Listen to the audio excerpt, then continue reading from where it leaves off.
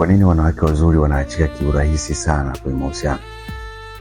Na ninaposema wanawake wazuri simaanishi uzuri wa sura, umbo, rangi, hapana.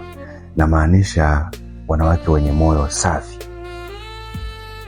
Mara nyingi ni watu ambao wanapenda kwa dhati sana. Ni watu ambao wanaamini watu kwa haraka sana. Ni watu ambao wanasamehe sana na kutoa second chances nyingi.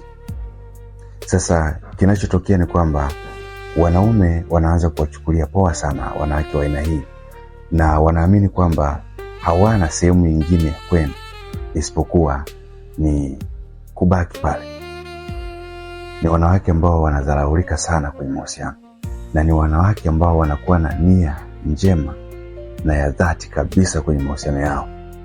Sasa kinachotokea ni kwamba mwanamke akijifunza kwa maumivu huwa wanabadilika sana, na huwa wanachukua jukumu la kuondoka bila kuangalia ni kwa namna gani alikuwa anampenda, bila kuangalia ni mambo mangapi wameyatengeneza na yenye maslahi mapana sana kwenye maisha yao. Huwa wanachukua jukumu la kuondoka.